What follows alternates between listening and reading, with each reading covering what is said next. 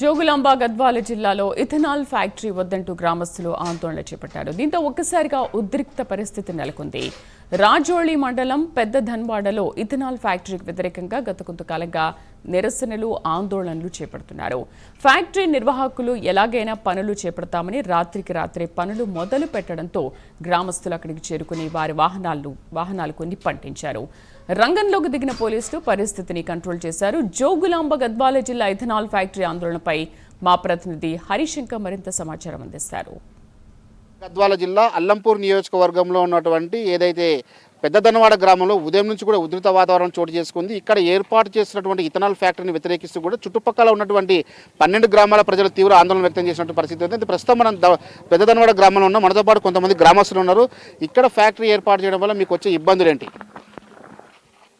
పెద్దదన్వాడ గ్రామము రాజోలి మండలము ఇప్పటికీ అప్పటికి వ్యవసాయానికి అనుకూలమైన భూములు. పక్కల తుంగభద్ర, తుమ్మిళ్ళ ఎత్తిపోతల పథకము, ఆర్డిఎస్ కాల్వలు, వీటన్నిటి కోసము అప్పుడు కేసీఆర్ గారు ఉన్నప్పుడు కానీ ఇప్పుడు ప్రభుత్వాలు కానీ అభివృద్ధి కేవలం రైతు పరంగా తప్ప ఇక్కడ ఇండస్ట్రియల్ పెట్టే ఏమంటారు భూములు లేవు, మెట్ట భూములు లేవు, బెట్ట భూములు లేవు, కేవలం సాగు భూములే. అట్లాంటి ఏరియాలో ఇథనాల్ ఫ్యాక్టరీ వాళ్ళ ఆలోచన ఏంటంటే మేనేజ్మెంట్ వాళ్ళు పక్కనే నీళ్ళు ఉన్నాయి, వేస్టేజ్కి కానీ మంచికి కానీ చెడుకు కానీ ఇక్కడ అవకాశాలు బాగున్నాయి కాబట్టి సరే ప్రజలు ఏమవుతారో 10 గ్రామాలు పోతాయి అనుకున్నారు. ఎట్లా పర్మిషన్ ఇచ్చిందో ఏమైందో దానివల్ల ఇప్పుడు ఏముందంటే వాయు కాలుష్యం కానీ భూ కాలుష్యం కానీ పంట పొలాలు దెబ్బతినడం కానీ రైతు పోయిన తర్వాత మనం ఇండస్ట్రియల్ బిజినెస్లు ఎన్ని చేసుకున్నా లాభం లేదు. ఈరోజు రైతుకు ఆ కడుపు మంట మండే ఇంతకుముందు 3 నెలలు రీలే నిరాహార దీక్షలు చేసినారు. ఆ దీక్షలు చేస్తే కొంతమంది పెద్ద మనుషులు ఏం చెప్పారు, సరే కొద్ది రోజులు మీరు ఉండండి మేము మాట్లాడతామన్నారు. అక్కడికి బాగుంది. దాని తర్వాత చాలా సంప్రదింపులు చేసినాం, అందరి దగ్గర పోయినాం. మన ఇండస్ట్రియల్ మినిస్టర్ దగ్గర శ్రీధర్ బాబు దగ్గర కూడా వెళ్ళినాం.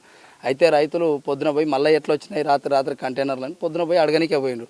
ఆ అడగనికే పోయిన సమయంలో రైతులు అడగనికి వస్తున్నారు కదా, మనం అలర్ట్గా ఉండాలని చెప్పి ముందే ఒక పోలీస్ బందోబస్తు లాగా ప్రైవేటు యాజమాన్యం కొంతమందిని తీసుకొని వచ్చి ఏదో బెదిరించినట్టు చేస్తే రైతులు ఏదైనా కానీ త్యాగం ఉంటుంది. కొంతమంది ఎందుకు వస్తారు, డబ్బులు ఇస్తే వస్తారు, రైతులు త్యాగంతో వస్తారు. ఆటోమేటిక్గా ఆడోళ్ళు మొగోళ్ళు వాళ్ళని వీళ్ళని తోపులాడడంలో మొత్తం ఇబ్బందులు అయిపోయినాయి. ఆ స్థితి ఆ ఉగ్రత అక్కడికి వచ్చేసింది.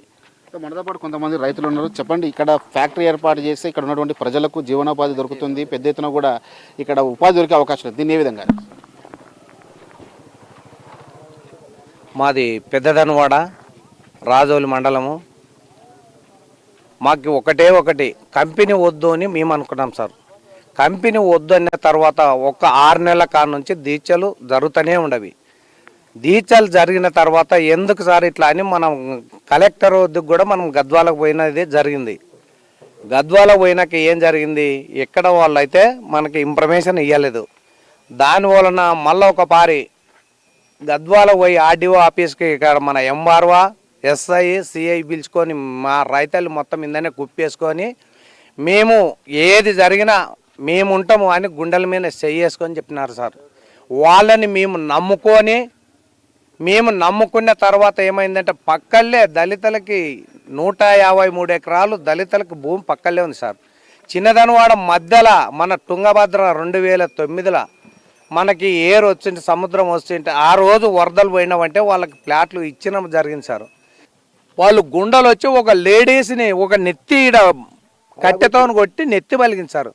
దానివల్లనే మేము 6 నెలల కాడ నుంచి మీరు చెప్పుకుంటూ ఉండి కూడా మేము ఈ రోజు వచ్చితే కూడా మీరు వచ్చి ఈరోజు మా ఎదురుగానే నెత్తి పలగొడుతున్నారు.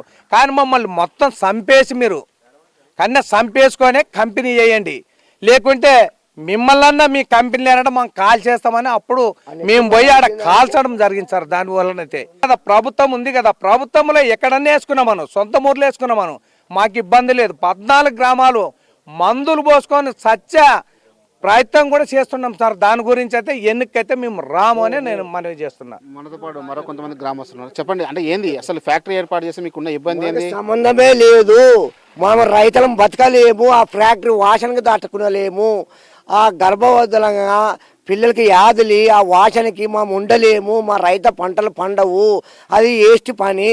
చెప్పండి, అంటే రైతు ఫ్యాక్టరీ ఏర్పాటు చేస్తే ఉదయం నుంచి కూడా యుద్ధ వాతావరణం జరుగుతుంది, ఒకవైపు మీరు అంతా కూడా అక్కడ ఆందోళన చేపట్టారు, ఎట్లా దీన్ని ఫస్ట్ నుండి కూడా యుద్ధం చేస్తూనే ఉన్నాము. మేము యుద్ధం చేసినది మాకు పట్టించుకోలే వాళ్ళు మేము చేసే ప్రయత్నం వల్ల మేము చేసినాం. మమ్మల్ని అయితే వాళ్ళు ఇవ్వలేదు, వాళ్ళు మనం చెప్పినది వినలేదు. మేమైతే ఊరంతా కదిలిపోయినాము. నిన్న చెప్పొచ్చినాము, నిన్న మొత్తం వార్నింగ్ ఇచ్చి వచ్చినాము.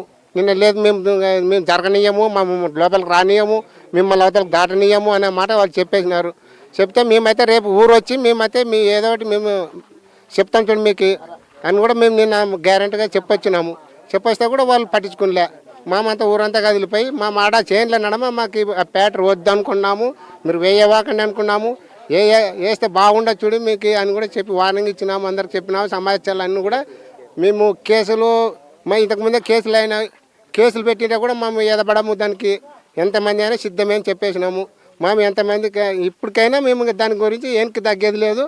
ఎప్పటికీ మేము దాన్ని పోరాడతాం.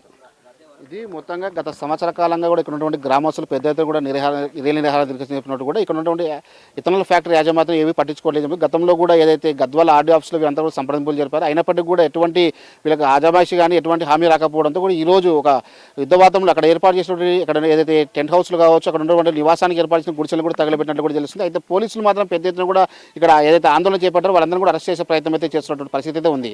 ఇది ఇక్కడ ఉన్న తాజా పరిస్థితి. కెమెరా పర్సన్ రాజశేఖర్తో హరిశంకర్, ప్రైమ్ 9 పెద్ద